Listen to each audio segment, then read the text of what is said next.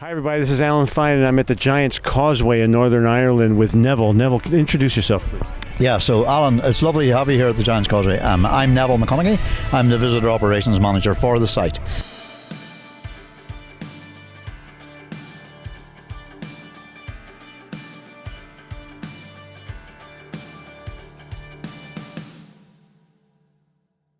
McConaughey, you told me, is an important name at the Causeway. The McConaugheys were the gatekeepers of the Causeway going a way back. There's two families that were really interconnected with the site, McConaughey and Martin.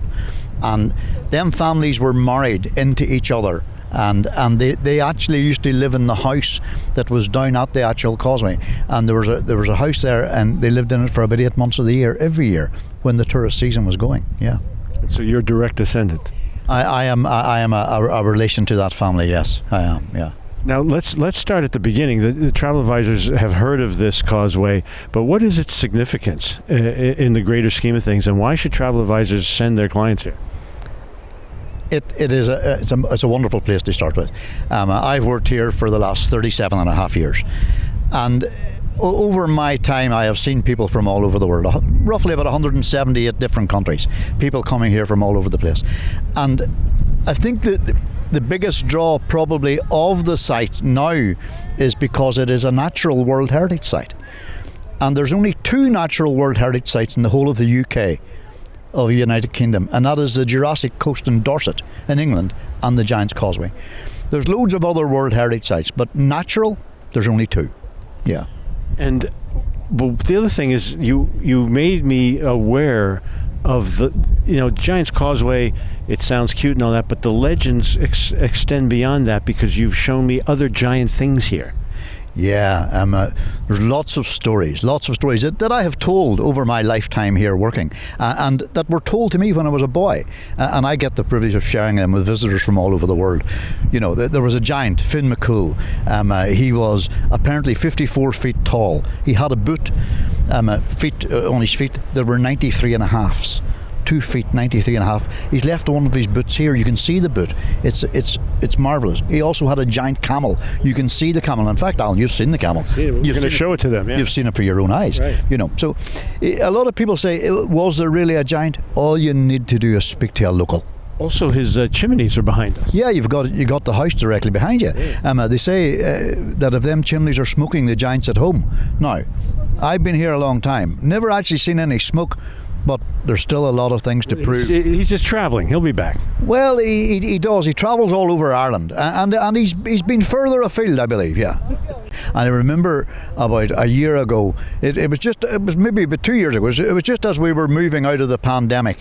I had the privilege of taking a family down here, and they're from the US, and two young boys. One was 11 years of age, one was 9.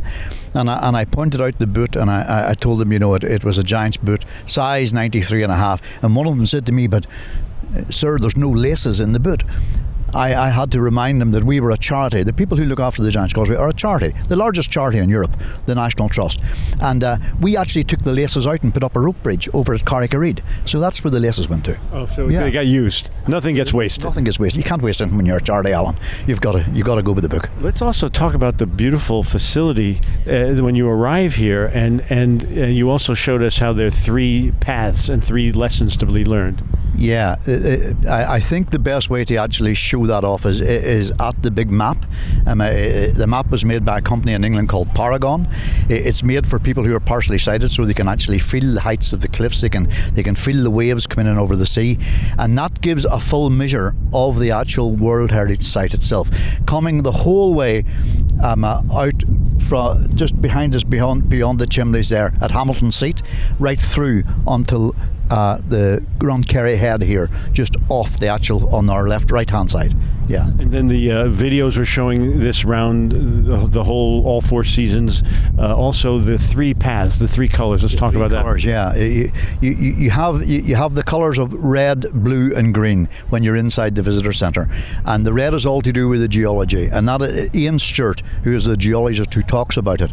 Then you have the myth and legends and the history of the site, which are all in blue, and there's a TV in there that you can watch, and it shows you what the Causeway looked like before the National Trust took it over in 1960, and what it looks like now. Everything that was unnatural to this site was removed. If you would have came here before 1960, there was railings, steel metal gates. You couldn't get onto it unless you actually paid. When the National Trust took over the World Heritage Site, or at that time it wasn't a World Heritage Site, but when they took over this site, they removed absolutely everything that was unnatural and opened it up for everybody to enjoy. And that's really what it's about, so that people can enjoy it. And you were telling us about the building itself and what it's made of. The building that you were in today is £18 million worth.